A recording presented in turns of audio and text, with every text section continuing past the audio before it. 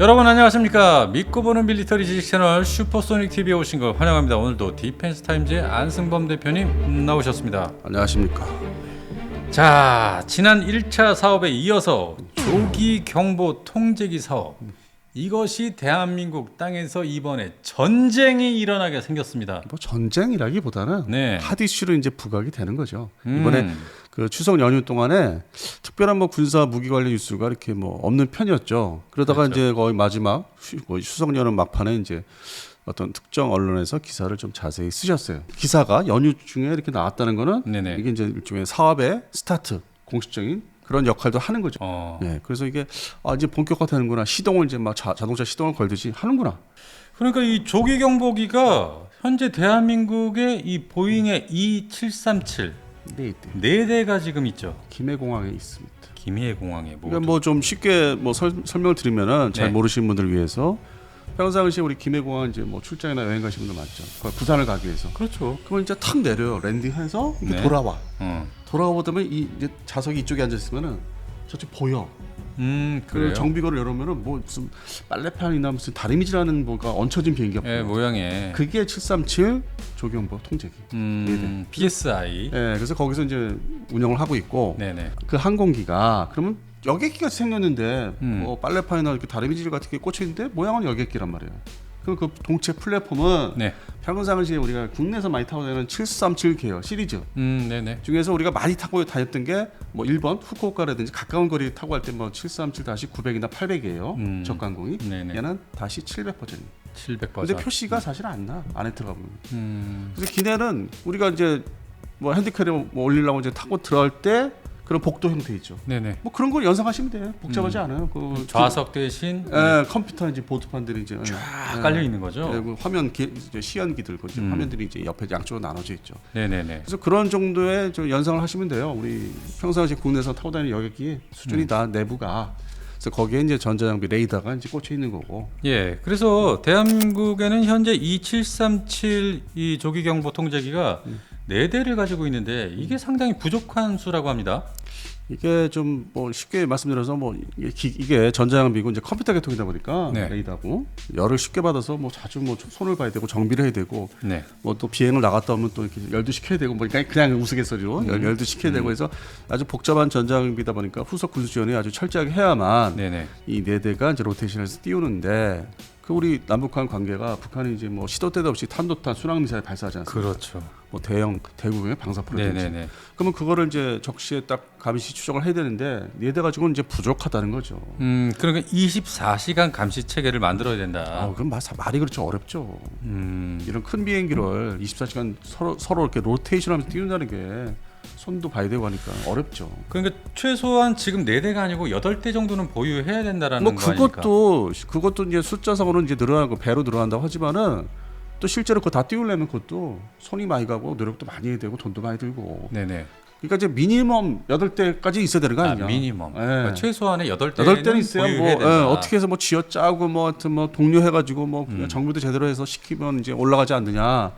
그래봤자 뭐 24시간보다는 그 좀 부족할 시간들 뭐 18시간이라든지 뭐 그 정도. 근데 지금은 실제 상황이 2011년도에 이 항공기들을 도입한 이래로 가동률이 좀 예전보다는 좀 떨어진 것 같아요. 고장난 부분도 있기 때문에. 그러니까 항공기의 결함 문제라기보다는 계속 손을 봐줘야 되니까. 그러다 보니까 계속적인 정비 보수 유지가 필요하기 때문에. 그래서 뭐 일부 기사에서는 뭐 완전히 고장나서 대체가 안 된다. 부속품이. 근데 미국이 뭐 비싸게 부른다든지 뭐 제때 뭐 공급을 안 한다든지 그런 부작용이 있다. 이제 그런 얘기가 있었죠. 그래서 이제 그런 내용들이 다 합해져서 네네. 야 숫자를 일단 늘리고 보자. 조경보 숫자를 늘리자 일단. 지금 이 조기 경보 통제기 8대 체계를 지금 구축을 하려고 하는데 이 조기 경보 통제기가 대한민국의 지금 실정에서는 반드시 필요한 거죠. 최초에 이게 이제 80년대 중반에 네. 북한의 AN2 적어도 침투기 때문에 네. 이거를 찾으려면은 이 레이더를 공중에 띄워서 밑으로 봐야 된다. 그렇게 해서 이제 소위 사업이 발제가 된 게 85년도예요. 그래서 초기에는 이제 그 당시에는 E7은 뭐 당연히 없었고 그리고 이제 E3 센트리 지금 이제 퇴역하는 소위 그 보잉 707 플랫폼에 이제 레이더를 원반 회전을 돌리는 지금 완전 구형이지만은 네. 그거를 살려다 보니까 너무 비싼 거야. 그 우리나라 경제력, 뭐 국방비에 비교하니까 네. 그걸 미국이 뭐 쉽게 뭐 줄 것 같지도 않고 워낙 이게 뭐 그 당시에는 아주 최신형 장비였기 때문에. 네네. 그래서 우리가 이제 물건을 고르다 보니까 선택의 여지가 없어서 미 해군이 쓰는 항공모함에서 이제 사출 방식으로 이제 뜨는 E2C. 그게 이제 대두가 되면서 뭐 90년, 91년, 뭐 92년까지 상당히 이제 이게 논의가 됐었어요. 네. E2C를 사야 되는 거 아니냐? 일본처럼. 일본이 이걸 먼저 도입을 했거든요. 근데 이게 함재기, 항공모함에서 운영하는 거다 보니까 그렇죠. 타워 프로 끼고 예. 그러다 보니까 이 레이더가 특화된 게 성능이 네. 해상에서 운영. 그러니까 지상을 기반으로 밑에 지상을 깔고 비행하는 게 아니라 해상 기반으로 하다 보니까 레이더 특성이 네. 거기에 맞춰다 보니까 지상으로 이렇게 와서 하면은 반사파, 클러터가 너무 심해서 우리한테 안 맞는 거야. 네. 그리고 이게 타워 프로 끼고 또 그 당시 또 뭐 90년대 초반에 해봤자 국방비가 또 지금보다 뭐 비교해서 상당히 모자른 수준이었기 때문에 네네. 그 당시에는 K1 전차 사기 바빴어요. 90년대 초반에는. 그러니까 우선순위가 육군 장비야. 아. 그 당시에는 K55가 이제 막판 면허 생산 한참 할 때이기 때문에 네네. 돈을 거기다 써야 되니까. 그것도 중요하잖아요. 그 당시에 화력이 우리가 지상군 화력이 부족했기 때문에. 그럼요. 그래서 이 사업이 좀 미뤄집니다. 나중에 몇 년 후에. 그래서 결국 96년까지 가는데 네네. 이때 이제 저기죠. 일본이 저걸 도입합니다. 이 3를 좀 현대화시킨 플랫폼 비행기가 여객기가 바뀌는 2767. 2767. 네, 요거는 이제 비행기가 네. 767 여객기에다가 레이더를 꽂은 거야. 원반 레이더를. 근데 근데 이건 결과적으로 일본 항공자에다만 도입한 4대. 그러니까 자기들 모델이야 딱. 근데 그래요. 그때 우리가 또 그 생각이 있었어. 야 돈을 다 모아서 이걸 사야 된다 지금은. 이게 이제 96년도 후반이었어요. 아, 이거 우리도 일본처럼 똑같은 걸 사야 되겠다. 네네. 질르려고 했는데 IMF 왔잖아. 그 다음에 97년도에 그래서 다 올스톱. 이 새로 사는 이제 무기들에서 올스톱이 돼버렸지. 네. 그렇게 해서 또 시간이 흘러갔어요. 음. 근데 이제 중간에 우리가 또 경제 발전이 있었지 않습니까? 그래서 이게 돈들이 좀 이렇게 모이고 하니까 그래서 이제 2006년도에 가서 결국 기존 결정을 한 게 지금의 이겁니다. 피스아이. 피스. 네 대를 2006년 말에 결정을 합니다. 기존 결정. 그리고 이제 지금 뭐 또 말씀드리겠지만은 여기서 또 그 당시에 경쟁했던 게 이스라엘 항공기. IAI. 예. 지금 이제 이번에 또 경쟁을 또 오는데 네네. 이번엔 좀 성능이 좀 더 개선된 레이더 가지고 오겠다. 시스템을. 네네. 근데 하여튼 그 사실 본체라든지 자기 했던 그 회사가 동일한 회사가 서력전을 하고 싶다. 우리 장비 좋은데 자 장비가 좋은 상태에서 가격 경쟁 한번 해볼까 제대로. 그러니까 이제 그렇게 해서 여기까지 이제 구도가 이제 이렇게 뒤에서 형성이 됐어요. 미국의 네네네. 보잉사 물건하고 이제 다시 또 IAE사 엘타 레이더를 이제 장착한 항공기로 이제 경쟁하는 걸로. 네. 근데 중간에 2016년부터 스웨덴 그 사브사 네네. 저희들 그 좋은 그 실형 조경부 통제기가 있다. 그게 바로 글로바이. 글로벌 아이.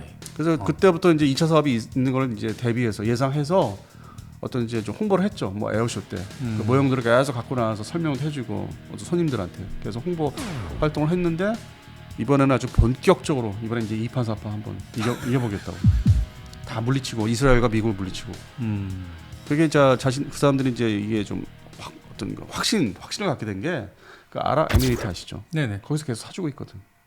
아, 사우 거를요. 네, 그거를 글로벌 아이를. 오. 그리고 이제 최근에 네네. 폴란드가 이걸 사야 되는데 일단은 이제 급하니까 조경보기 체제를 일단 갖춰야 되니까 먼저 갖고 있는 프로펠러 있어요. 먼저 거 구형. 네네. 그걸 먼저 일단 2대를 급히 받았어 이번에. 어. 그리고 그 다음 조경보기가 이제 글로벌을 살라고 그래. 이제 물론 이제 또 미국이 또 가만히 있지는 않겠지만 이스라엘도 나타날 거고. 왜냐하면 폴란드가 무기 수입이 우리 대한민국 거를 받기 전에 인수 어떤 그 계약하기 전에는 당연히 그 미국제하고 또 이스라엘제를 선호하는 나라거든. 근데 또 스웨덴이 가깝잖아. 그렇죠. 그래서 또 거기서도 우리 대한민국의 어떤 조기경보 통제기 사업처럼 3파전이 또 붙을 것 같아요. 차기 경보기에서. 네, 그래서 대한민국의 이 조기 경보 통제기 2차 사업에서는 미국의 보잉과 스웨덴의 사브 그리고 이스라엘의 IAI 네. 이 3파전이 벌어지게 생겼습니다. 3파전인데 이게 그 이스라엘 II가 네네. 미국 업체인 엘스를 해리스, 그렇죠. 그다음에 우리 국내 방산업체인 대한항공 대한항공. 다 이렇게 컨소시엄 구성해서 아, 그렇게 뭉쳐서요. 네, 뭉쳐서 한번 해보자. 예를 들어서 뭐 대한항공이 끼면은 그 인건비 빼먹는 게 있어요. 방산업체들이 네. 외형적으로 상당히 우아하고 고상한 척 하는데 뒤로는 이제 야, 최소한 저거 잡아뜨리고 제껴가지고 방해해가지고 인건비라도 우리가 해먹자. 그래서 우리 회사를 유지하는데 도움이 되고자 한다. 이제 그런 게 있어요. 저희들 뭐 대놓고 말을 안 해. 그러니까 그런 거, 그 생산 이제 공장 바닥이 있어야 되잖아. 부지가 있어야 되잖아. 아, 그렇죠. 어떤 방산업체로서 어떤 그 보안주의도 되고 외부에 노출 안 되는 이제 그런 특정된 그 이점을 내세우면서 같이 합시다. 나 좀 껴줘. 뭐 이제 이런 게 있죠. 예, 보통 이 조기 경보기 체제를 이 떠다니는 지휘소라고 부르지 않습니까? 그래서 이 대한민국 같은 경우는 항상 이게 북한과 대치되어 있는 상황이고 그렇기 때문에 이 한반도 전역을 탐지해야만 이 북한이 아무 때나 막 순항 미사일이니 뭐니를 자꾸 쏴대니까 그런 걸 빨리 발견을 해야만 하는 거 아닙니까? 그게 이제 1차 목표고 네. 2차적인 거는 이제 주변국 중에 우리 중국이 이제 또 군사력이 계속 뭐 이렇게 막강하게 올라가잖아요. 숫자상으로 상당히 대단하게. 그러면 서해안 쪽 중에 또 서해안 남해안 또 맞물린 지역 그쪽도 감시하려면 숫자가 지금 갖고 턱없이 부족하죠. 그런데 이 미국 같은 경우도 지금까지 써왔던 이 조기경보 통제기를 이제 신형으로 교체를 한다는 소식이 있었습니다. 하고 이제 시작했죠 사업을. 몇 대죠? 1차 발주한 게 22대고 네. 옵션 형식으로 이제 들어가 있는 게 4대. 합해서 26. 총 26대. 네, 26대를 27년부터 도입을 하겠다. 시작을 하겠다. 아, 그래요? 네. 근데 사실 그동안 미공군이 이 메사 소위 그 노스로크라면 메사 레이더를 장착한 소위 다림질하는 레이더를 장착한 이 7이죠. 전에 네네. 이 737이었는데 이거를 계속 관망을 했어요. 저걸 사야 되나 말아야 되나. 근데 네네네. 미국 내에서도 노스로크라만사를 중심으로 한 거의 25년 이상 홍보를 많이 했거든. 이거 좋다, 사라, 교체를 해라. 네네.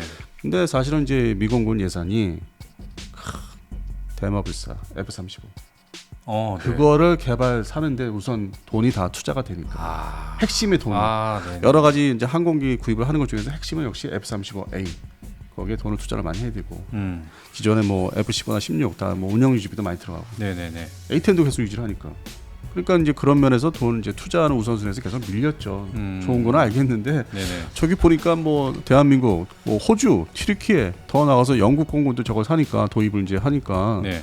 최종 결심을 한 거죠. 사실 영국이 이제 질르는 거 보고서 결심을 한 거예요. 이제 세대 교체를 하자. 네. 그 무슨 얘기냐? 세대 교체란 말이 왜 나오냐? 제가 어렸을 때 고등학교 1학년 때요. 70년대 중반. 네. 그때 최첨단이라고 하면서 나타난 게 한미연합 팀 스피릿 훈련에 나타난 게 E3 센트리. 지금 여기 버리겠다는 거. 그게 78년도예요. 세월이 그러면 보세요. 얼마큼 흘렀나? 상당히 흘렀죠. 그러니까 쓸 만큼 썼지. 그리고 그 항공기 플랫폼이라는 게 그 레이더 말고 네네. 그 동체가 707 보잉 707 50년대 말에 나온.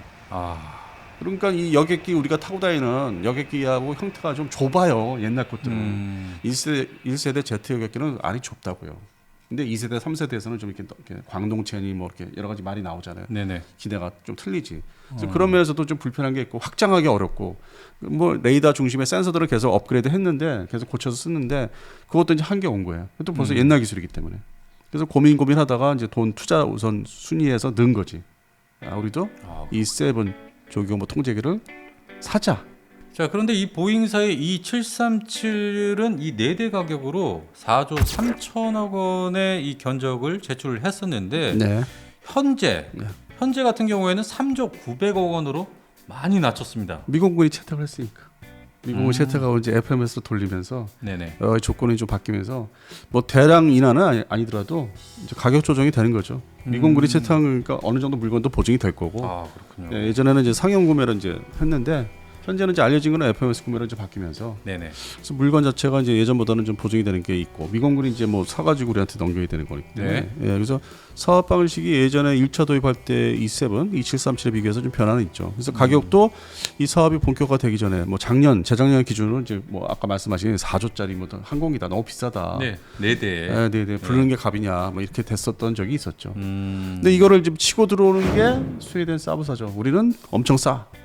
그리고 이게 비즈니스 제트기가 이미 다 기반이 굳혀져 있어. 그래서 이게 소위 비행 출격 나가는 뭐 소티라든지 이런 게 비행 출격할 수 있는 게 네. 비행 시킬 수 있는 게 좀 더 간편해. 상대적으로 737 형태에 비해서 좀 더 원활하게 비행시킬 수 있어. 네. 이제 이런 거를 이제 내세우고 있죠.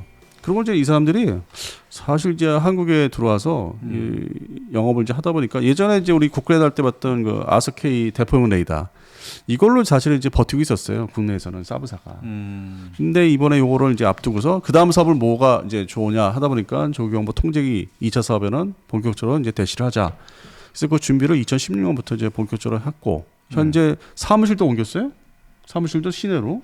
그 이태원에 있다가 이번에 광화문으로 왔다고. 예, 광화문 옮겼는데 예. 기존에 보잉사하고 이스라엘 II사 사무실이 있는 바로 근처 옆으로. 그럼 광화문에 집결을 했네요. 뭐 일종의 뭐 아주 그냥 그 자기들의 결심을 보이는 거지. 이 영업소들이. 예, 이제 이번에 이제 한번 끝장을 보겠다. 야. 이제 그런 이제 상징적, 그러니까 외형적으로는 그런 느낌이 오는 거죠. 느낌이. 그러니까 이 한국에서 이번에 조기경보 통제기 사업이 워낙 액수가 크다 보니까 지금 보잉이나 사브, 이스라엘 같은 경우도 그럴 수밖에 없네요. 근데 지금 이제 중요한 게 뭐 이스라엘 업체보다는 이제 스웨덴 업체에서는 우리가 대한민국이 만약에 이 글로벌 아이레이더 탑재한 항공기를 네. 이 조기경보 통제로 선정을 했다. 그럼 다른 지역에서 이 영업하기가 상당히 상징성이 크죠. 대한민국이 선정한 항공기다. 선정한. 지금 전 세계에서 가장 잘 나가는 방산 수출 국가 대한민국이 바로 우리 사브를 선택했다. 그러면 이제 무슨 얘기냐면은 이 아시아 태평양 지역에서 이 조기경보 통제기를 최소한의 뭐 2대나 3대를 사야 될 나라들이 지금 있습니다. 네네네. 그게 바로 이제 뭐 인도네시아 그리고 또 필리핀도 마찬가지고 그렇죠. 말레이시아도 그렇고. 동남아 쪽으로. 네, 그러다 보니까 이제 이 아시아 지역에서 대한민국이 자기들의 사브사 물건을 이제 만약에 선정을 해서 도입을 하면은 영업하기 쉬운 거지. 자, 봐라. 좀 쉬워지네요.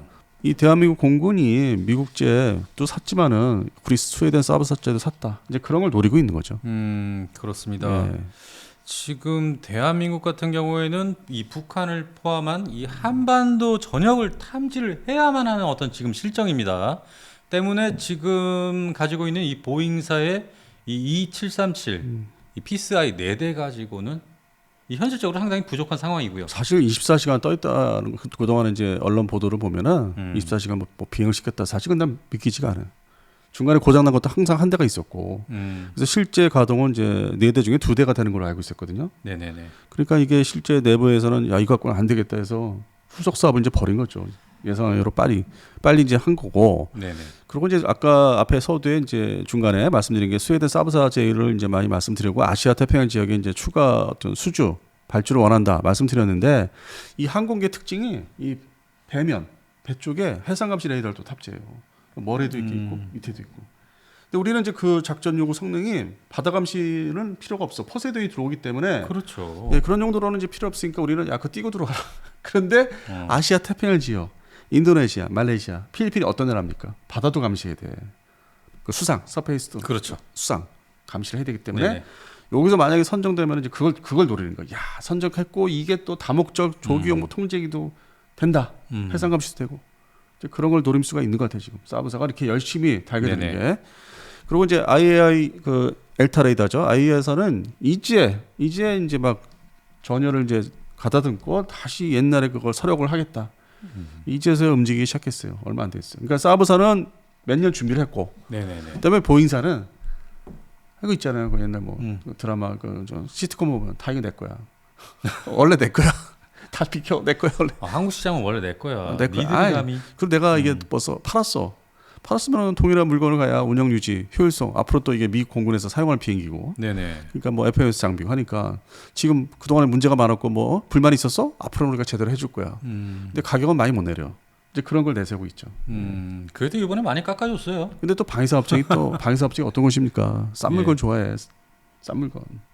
이게 어떻게 될지 모르는 거야. 싼 물건으로 들어오면은 이게 비율을 성능을 점수를 많이 주는지 아니면 가격 점수를 많이 줄지 요거 비율에 따라서 진짜 생각지 않게 사브 글로바이가 될 수 있다는 거예요. 네네네. 이거 뭐 또 도입을 해놓고서 하이로빅스 개념이다. 어. 큰 물건 있으면 또 작은 조경목도 있어야 된다. 네네네. 바다도 감시하고 이왕이면 바다도 감시해도 되는 그런 논리가 나중에 그렇게 해서 기존 결정하면은 또 그런 논리를 갖다 붙일 겁니다. 지금은 아니라고 하는데. 그래서 이게 어떤 변수라든지 차후에 이제 어떤 그런 이제 얘기들이 충분히 나올 수 있고, 네. 그걸 뒤집어서 강점으로 냈을 수 있고. 아. 바다 감시도 사실 뭐 기종이 많으면 기차가 많으면 좋으니까. 네네. 포세이돈 하나 갖고 지금 되지가 않으니까. 네, 현재 이 전 세계에서 방산 수출 1위 국가로 따지면은 지금 이 대한민국이 단연 독보적 1위를 차지하고 있지 않습니까? 네. 자, 이런 상황에서 이 조기 경보기만은 수입을 해야만 하는 이 대한민국의 현실입니다. 그러다 보니까 이제 카이에서는 그 MCS 수송기 일단 그 플랫폼을 하나 이제 만들어서 수송기를 이제 생산해서 배치하고 그러면서 계열 항공기들, 해상 초계기, 조기경보 통제기까지 그 먼 미래에는 후속 또 이게 더 필요할 테니까 네네. 그 대체 예를 들어서 뭐 1차 항공기 2737 이거 1차 항공기가 이제 2035년도 이후에 대체할 그 수요 소요가 나오면은 그때는 국산 항공기 플랫폼을 해서 레이더까지 넘볼 수 있는 개발할 수 있는 앞으로 시간만 주어지고 돈이 주어진다면 지금이야 네네네. 어렵지만 지금이 안 되지만은 그 먼 미래로 보면은 가능해요. 그래서 저는 이제 뭐 항상 얘기할 때 이 국뽕이라는 게 당장에 뭐가 일어날 듯이 당장 다 된다 이렇게 주장을 안 하고 있고 오히려 이럴수록 기다리자. 돈도 예산도 잘 이렇게 받을 수 있도록 여건 환경도 조성하고 그래서 국뽕이라는 게 좀 장기적으로 보면서 얘기를 하자. 근데 요즘에는 단뽕이 많어. 너무 바로바로 그냥 그 유튜브 조회수 올리라고 내가 그래서 개인적으로 불만이 좀 있어요. 당장 뭐 내일 모레 뭐 다 장비가 확보된대. 그 MCX 수송기, 카이 수송기도 사실 그 비행기가 이 계열항공기 지금 말씀하신 거 네네. 그렇게 이제 계열항공에 나오려면 최소 2035년. 향후에 한 12년 정도 기다려줘야 돼요. 지금 어떻게 나오는 게 아니거든. 기껏해야 서울 아덱스 때 며칠 있다가 열리는 아덱스에서 그 모형, 좀 더 큼지막한 모형을 이제 접하는 거죠.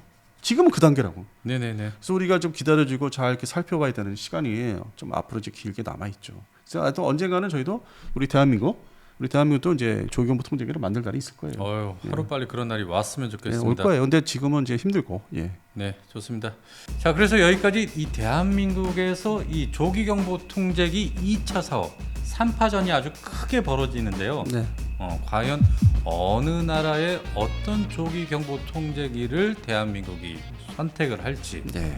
여러분 함께 지켜보셨으면 네. 좋겠습니다. 네. 자, 그럼 여기까지 디펜스 타임즈의 안승범 대표님 그리고 저 소닉 PD였습니다. 여러분 감사합니다.